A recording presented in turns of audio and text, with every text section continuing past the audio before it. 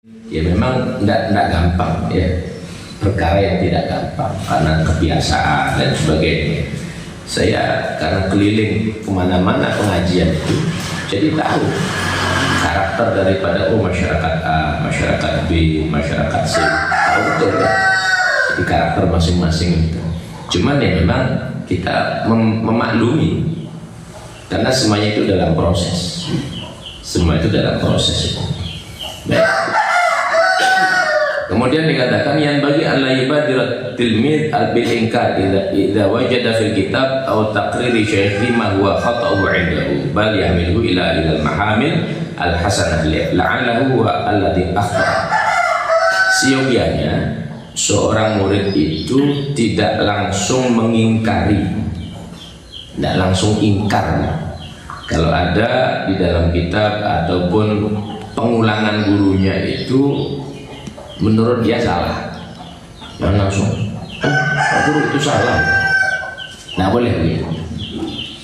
Pak Guru kayaknya salah, nggak begitu itu maksudnya, nggak boleh begitu. Bal yahmiluhu ilal mahamil al hasanah, tapi dia sudah berprasangka baik dulu, mungkin dia yang salah gitu, atau pemahaman awal yang dia terima yang keliru. Maka kalau memang kita bimbang ragu-ragu, harus bertanya, jangan nanti ngomong di luar. Kayaknya itu gurunya salah itu tadi, kayaknya ustadznya salah tadi. Nah, jangan ngomong itu. Datang langsung ke gurunya, kayaknya tadi apa saya salah dengar, atau mungkin gurunya yang salah nyampaikan. Nah, maka nanti akan diralat, diklarifikasi. Jangan nanti di luar ngomong-ngomong, tadi tuh gurunya salah tuh ngomong begitu. Itu tadi gurunya salah menyampaikan. Nah, jangan begitu. Nggak boleh begitu ya. Nggak boleh begitu. Itu termasuk tidak menghargai ilmu juga. Nah, kalau memang betul salah, ya memang manusianya tempatnya salah. Nah, sehingga perlu untuk mendapatkan masukan, mendapatkan pengingatan, teguran ya, atau pertanyaan ulang lah minimal. Nah, dikatakan man yas'alu syaikhahu liyu'jizahu aw liya'rifa hal 'arfa syaikhu al-jawab aula. Barang siapa yang menanya sama gurunya untuk melemahkan atau supaya dia tahu apakah gurunya ini bisa jawab apa enggak. Misalnya begitu ya. Fa inna barakatal ilmi wa syaikh tuslabu minhu. Maka kalau begitu berkah ilmu dan berkahnya guru itu hilang. Enggak dapatnya. Kalau dia bertanya, tapi tujuannya memang ini guru ini bisa nggak jawab, tak kasih pertanyaan yang sulit begitu ya. Yang pernah muncul pertanyaan gitu, ini ulama besar ditanya, Kiai, saya mau tanya, istrinya iblis itu namanya siapa? Jadi kan aneh-aneh pertanyaannya, istrinya iblis itu namanya siapa? Nah, ini kalau sekarang mungkin lucu kita dengar, tapi dulu itu serius orang nanya gitu. Nah, keseriusan itu cuman gurunya melihat ini tidak manfaat pertanyaan. Nah, terus kalaupun sudah dijelaskan siapa istrinya, terus untuk apa manfaatnya? Kan begitu ya. Akhirnya gurunya jawab ya ngawur saja. Saya ini dulu tidak diundang pas kawinannya iblis. Jadi saya tidak tahu siapa nama istrinya iblis ini kan. Ya, kalau saya diundang waktu kawinan iblis, ya mungkin tahu namanya siapa istrinya. Ya akhirnya dijawab begitu saja sudah. Nah, karena kan kalaupun dijelaskan panjang lebar, nah ilmu itu tidak manfaat gitu. Ilmu itu tidak manfaat gitu. Nah, jadi ada beberapa hal yang memang terkait dengan yang demikian gitu. Baik, yang terakhir pada bab ini dijelaskan karena Syekh Abdul Qadir Jailani radhiyallahu anhu qarinan fi talab li Ibn Saqa wa Ibn Abi Asrun. Nah, ini kisahnya Syekh Abdul Qadir sebagai kisah penutup di sini. Beliau ini punya kawan namanya Ibn Saqa. Ibn Saqa dan juga Ibn Abi Asrun. Nah, ini ada dua kawannya Syekh Abdul Qadir, kawan mondok lah ya, atau kawan belajar. Nah, ikhtara sohbatahuma li kaunihima ahla dzaka'in wa fitnah. ay ka'ista'ina bihima inda muraja'atil masail wa halil mashkali minha. Jadi saya terjemahkan langsung kisahnya, di mana Syekh Abdul Qadir ini memilih dua orang ini sebagai kawan dekatnya. Ini orang ini cerdas betul, cerdas, pintar gitu. Sama-sama sudah mungkin IQ-nya mungkin sampai 200 lebih mungkin. Cerdas betul dua orang. Maka Syekh Abdul Qadir ini memilih beliau ini sebagai kawan. Ketika mau liburan, maka Syekh Abdul Qadir bilang begini, kita ini dengar nama ulama besar di kampung lain, ayo kita berkunjung ke sana. Ya namanya santri, kita kalau mengunjungi ulama ya bukan berarti meninggalkan guru kita, tapi kita ngambil berkah dari ulama. Ini kita dengar-dengar wali juga ya. Kalau kita ke sana dapat berkah nanti kita. Nah, kata teman-temannya, ayo kita ke sana. Nah, cuman kata temannya ini, sebelum kita ke sana, kita harus nata niat dulu. Nah, sampai kapan niatnya? Kata Syekh Abdul Qadir, ya kalau saya niat yang penting silaturahim saja, biar dapat berkah. Kata Ibnu Saqaf, nah kalau saya ini akan menguji nih wali, saya ini punya pertanyaan, tapi tidak saya omongkan pertanyaan saya. Dia tahu apa enggak pertanyaan saya? Dan nanti kalau emang itu kan berarti tahu jawabannya kan? Ini niat yang Ibnu Saqaf. Kemudian Ibnu Abi Yusrun bilang, oh kalau saya nanti saya tanya sama yang susah-susah, yang susah saya tanya, bisa nggak ini? Katanya wali, bisa nggak kita jawab ya? Berangkatlah ini bertiga. Berangkat sampai di rumahnya sang wali ini, diketuk pintunya lama, tidak dibuka-buka. Namanya walinya Allah sudah tahu, ya, sudah tahu, lama tidak dibuka. Ini gerutu ceritanya dua orang. Ini katanya wali, tapi kita datang dari tadi nunggu tidak keluar ini wali ini. Dan sudah seudon sudah seudon. Akhirnya dengan aura wajah yang kurang enak, sang wali ini keluar. Nah, di saat itu juga wali ini bilang itu, wahai anakku Abdul Qadir, engkau niat di sini berziarah silaturahim, engkau masuk, aku terima masuk kamu di sini. Ini Ibnu Saqaf ini, dia menguji saya. Dia punya pertanyaannya begini, jawabannya begini. Kamu pulang, tidak usah kesini. Ibnu Abi Yusrun, kamu menguji saya dengan pertanyaan yang berat. Ini pertanyaan kamu, ini jawabannya. Kamu pulang. Langsung dikasyaf langsung dikasyaf. Nah, kemudian wali ini bilang, saya melihat ini ada aura kekafiran pada Ibnu Saqaf. Wajahnya saya lihatnya ada aura kekafiran. Ibnu Abi Yusrun, saya lihat ini dia akan terfitnah dengan dunia. Nah, singkat kisah, sudah masing-masing sudah jadi orang. Kemudian kata wali ini, engkau wahai anakku Abdul Qadir, semua wali-wali nanti engkau pijakkan kakimu di pundak-pundak mereka. Hanya Syekh Abdul Qadir jadi pimpinannya. Nah, singkat kisah, maka satu saat ini terkenal keluar jadi santri, ilmunya Masya Allah, ahli debat. Ibnu Saqaf ini ahli debat. Satu negeri kalau berdebat sama dia kalah semuanya, saking alimnya. Akhirnya oleh raja diutus, karena waktu itu ada tantangan orang Kristen, raja Romawi. Ini orang-orang Islam katanya cerdas, siapa yang bisa mengalahkan debat? Kalau begitu kita masuk Islam. Nah, rupanya sang raja ini ngutus Ibnu Saqaf, diutus ke sana, sudah debat sengit ini. Semua orang Kristen dilibas, tidak ada yang lepas omongannya. Cerdas betul. Bukan hanya dalam ilmu agama Islam, dalam ilmu kitab-kitab lain pun dia paham. Cerdas betul. Rupanya setelah saya debat, kok ini pendeta ini salah satunya.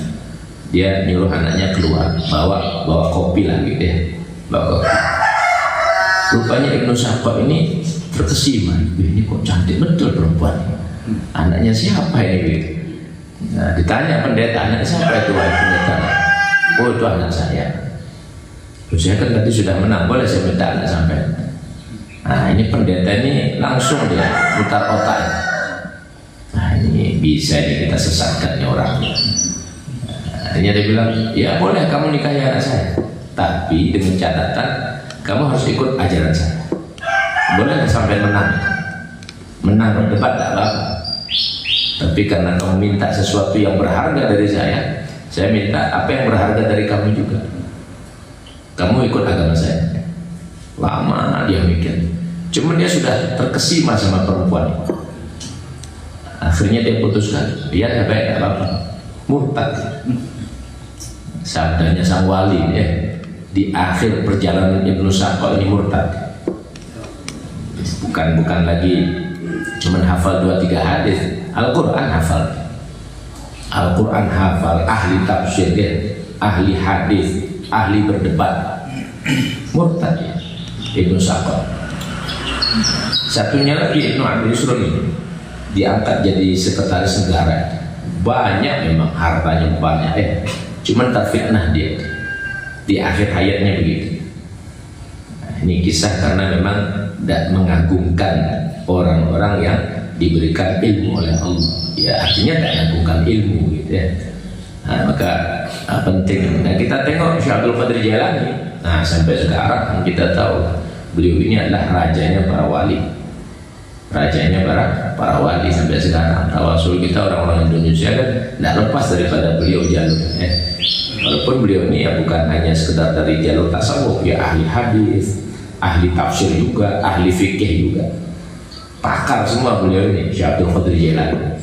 Maka berkahnya begitu besar.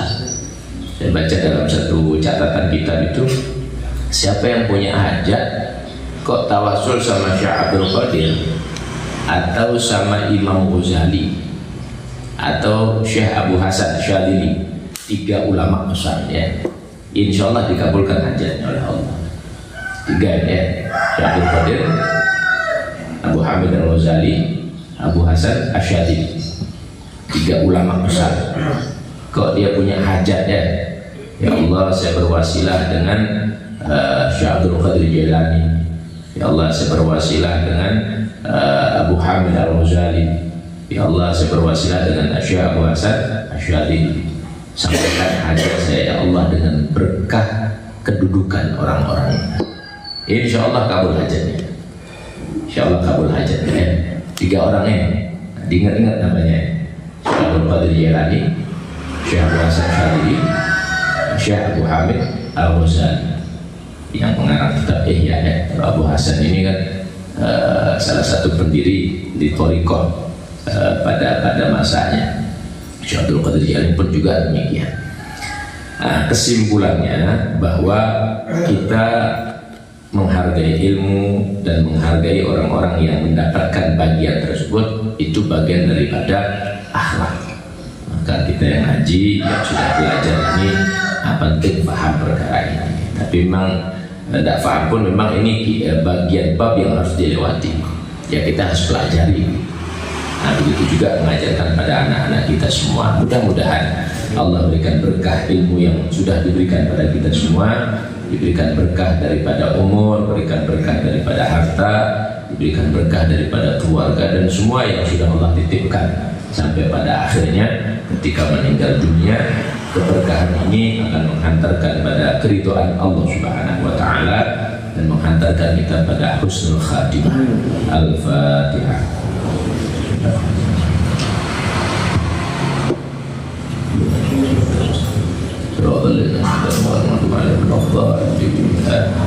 Bismillahirrahmanirrahim. Rabbana fa'alna ahlan wa gharabatilana fi al-qudri musawwada wa maj'alna maqulana wa ahlan min ahli al-khairi wa ahli al-'ilmi wa ahli al-ibadah wa la taj'alna iyahum min ahli syarri wa dhid. Rabbana taqabbal minna innaka antas sami'ul 'alim wa innaka antat tawwabur rahim. Sallallahu alaihi wasallam Muhammadin walhamdulillahi rabbil alamin. Al-Fatihah. Bismillahirrahmanirrahim.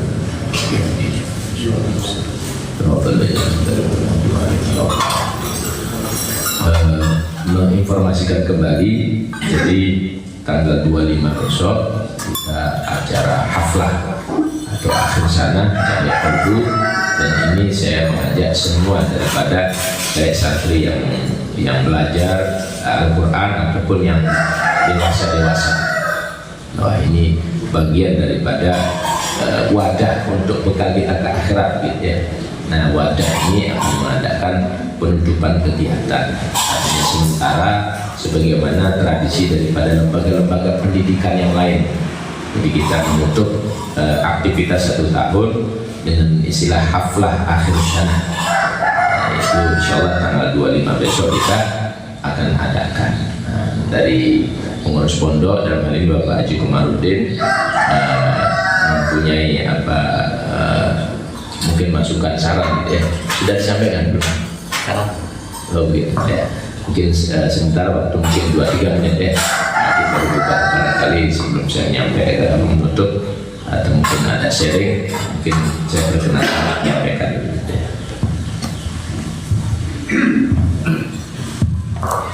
Bismillahirrahmanirrahim. Assalamualaikum warahmatullahi wabarakatuh.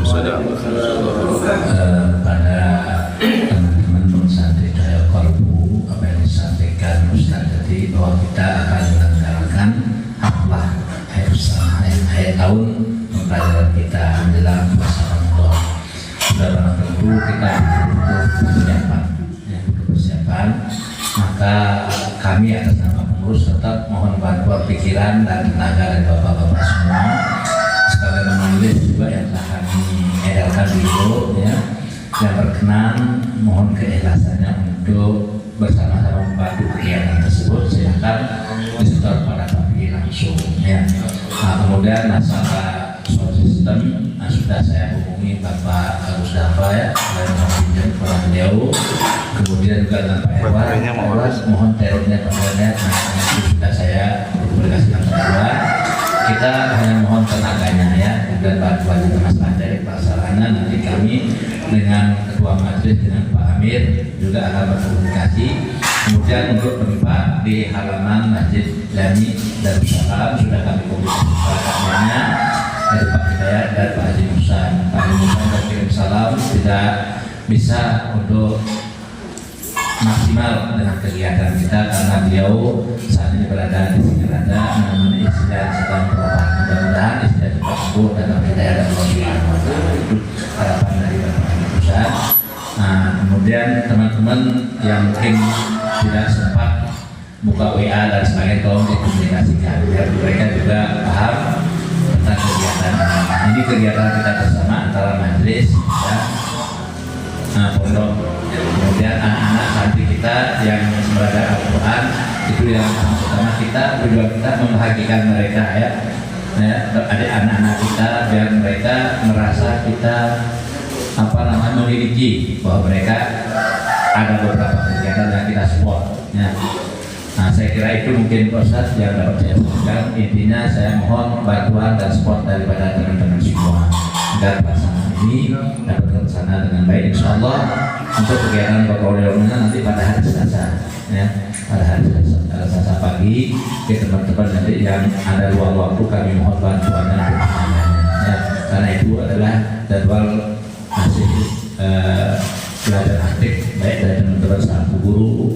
Nah, kami mungkin juga hari Selasa itu. Saya mohon teman-teman yang tidak ada kegiatan pun kami mohon kehadirannya. Insyaallah ya.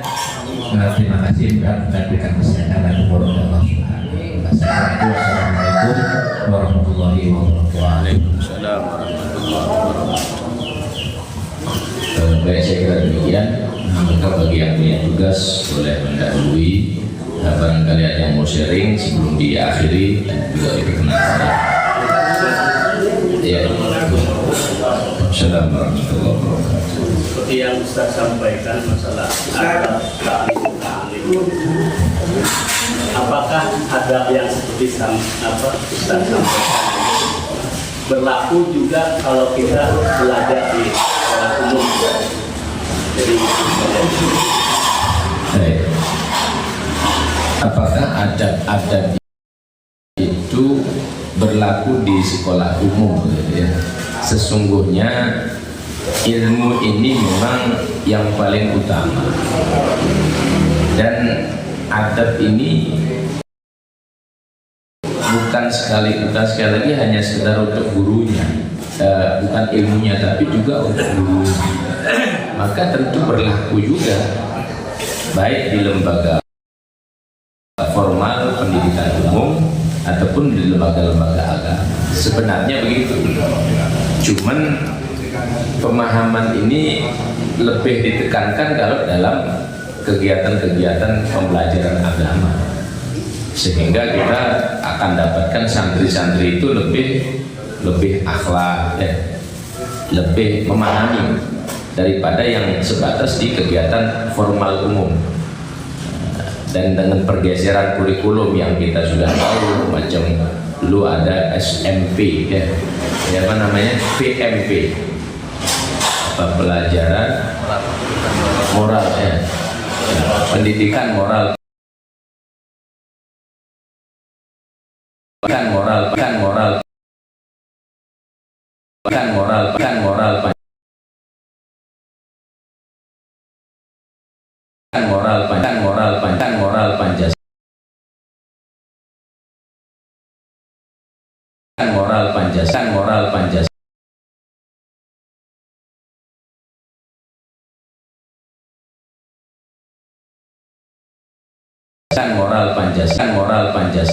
Pancasila cukup formal.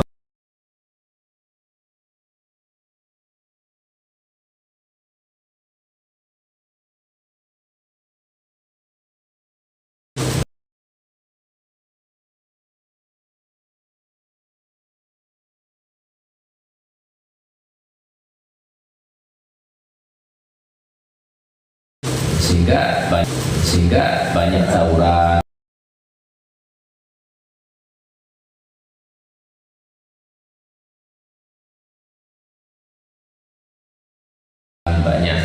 banyak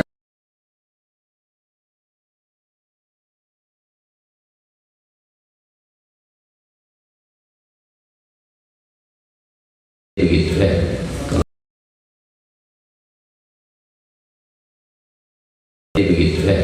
kalau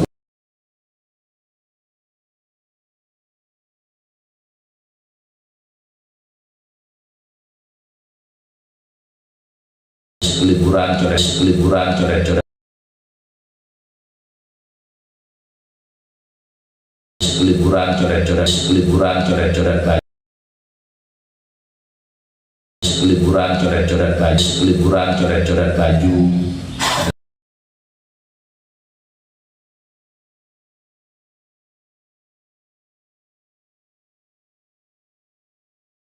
Bapaknya beli mahal-mahal,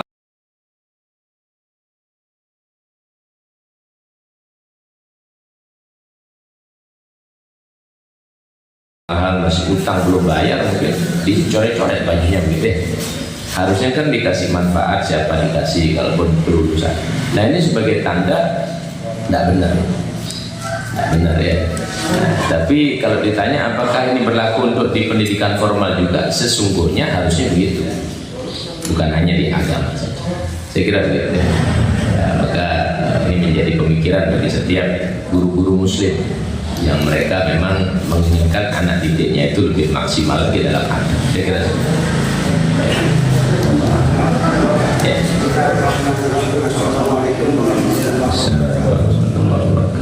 mengenai adab menuntut ilmu dan adab murid terhadap guru. Nah, di dalam kitab Ulul Ta'lim dan adab insan sangat terbatas. Adab seorang guru dengan adab seorang murid dengan murid. Kita ingin mendapatkan ilmu yang dalam setiap majelis itu melihat personal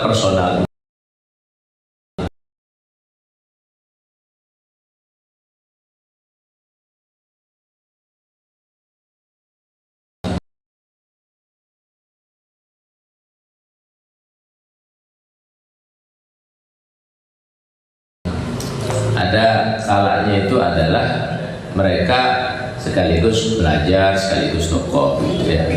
Nah, maka dalam hal ini sama-sama saling mendudukkan posisi.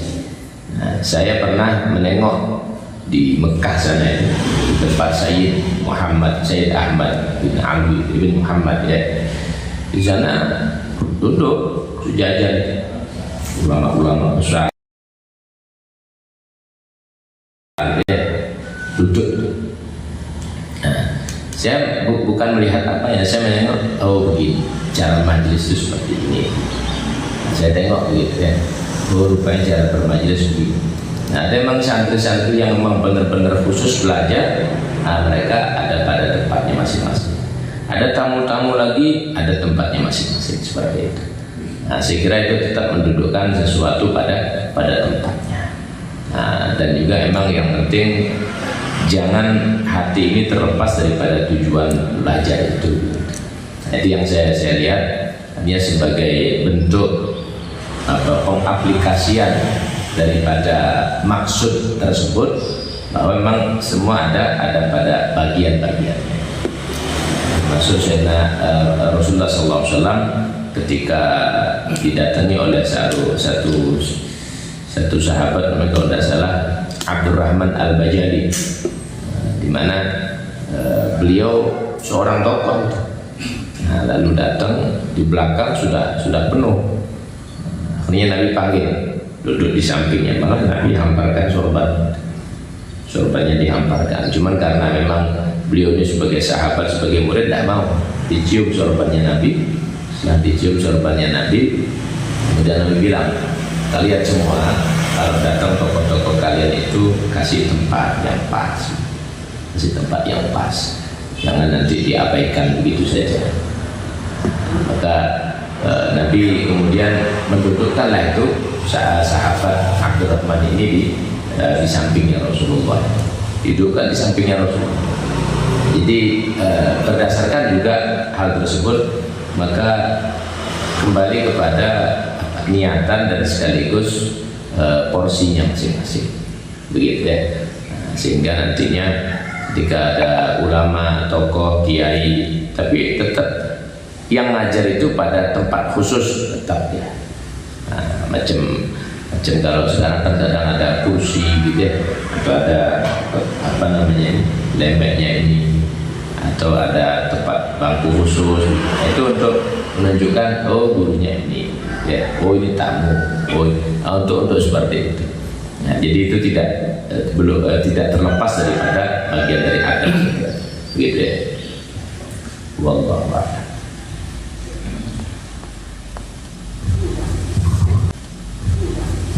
Cukup? Bisa. Menyambung tadi malam masalah ambil zakat itu Ustaz, dan dikatakan kalau memang sudah diangkat oleh tauhid kan itu sudah boleh, dan kalau dia itu kaya atau miskin kalau memang sudah diangkat kan boleh Ustaz. Iya. Yang saya tanyakan kan masalah bekerja ini Ustaz, kan harus bekerja dan gaji. Nah ini pekerjaan ini sampai mana batasan dia itu bekerja, apakah pas hari Idul Fitri saja atau gimana Ustaz? Baik, sebenarnya kalau dinamakan amil ini adalah mereka orang-orang yang bekerja sesuai dengan sesuai dengan tugasnya.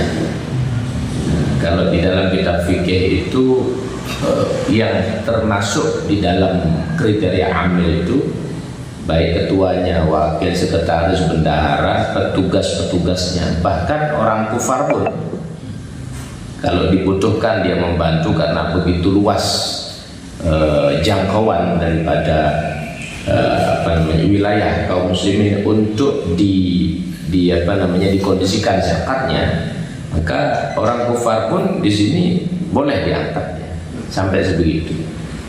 Maka artinya berarti kan terkait dengan tugas utama diangkat jadi amil itu kan begitu ya, dan tidak dibayar. Nah, maka tugasnya apakah cukup hanya pas untuk narik zakat fitrah saja? Tidak cukup gitu ya. Apakah diangkat secara formal untuk cukup angkat narik zakat fitrah? Tidak cukup gitu. Kalau memang cuma untuk narik zakat fitrah, buat saja relawan, mungkin sehari selesai kan gitu. Tidak perlu pakai istilah amil-amilan, diangkat, di stempel resmi, kan tidak perlu sudah. Nah, makanya adanya ambil dan aturan-aturan ini, memang tugas kerjanya itu tidak cukup hanya itu. Maka kalau sekedar begitu itu ya tidak berfungsi tugas amil wal amiluna alaiha ya, wal amilina alaiha, tidak berfungsi. Jadi saya tegaskan kerjaannya itu sebenarnya terus ya. Dan yang ditangani ini kan bukan sekedar zakat fitrah saja. Zakat itu kan meliputi zakat mal, zakat fitrah. Zakat mal pun nanti meliputi kan ada zakat tijarah, perdagangan, belum nanti zakat emas, perak, belum zakat hewan kan gitu. Nah, belum zakat perkebunan. Nah, itu kan harus dia tahu dan harus tahu ilmunya. Nah, sehingga dia tahu wilayah kerjanya dia. Terus yang paling utama tidak dibayar. Nah, karena dia tidak dapat gaji khusus, maka dapatlah dia daripada jatah zakat amil. Begitu sebenarnya. Nah, yang ada sekarang ini kadang sekedar formalitas diangkat-angkat saja gitu ya. Tapi tidak kerja sama sekali. Nanti pas hari raya, mau hari raya ya datang ke masjid rokokan, nanti nunjuk-nunjuk gitu ya. Ini loh ini. Nah, itu bukan amil namanya itu. Nah, itu bukan amil, tidak boleh dikasih. Kalaupun dia tetap loh ini kartu saya ambil sudah diangkat, maksa dia. Nah, berarti dia berkhianat, itu bukan haknya dia. Nah, begitu ya. Nah, ini perlu lebih hati-hati karena memang ketidakpahaman masyarakat akhirnya mengabaikan perkara tersebut. Ya nyatanya banyak orang protes kan gitu ya. Ini orang kerja dikit-dikit dapat malah 2 kali lipat dapat. Ini yang miskin malah tidak dapat. Nah, kan protes begitu jadi. Nah, karena sesungguhnya porsinya tidak tepat. Kalau porsinya tepat, maka tidak ada masalah. Memang mereka dapat bagian ambil itu. Begitu ya.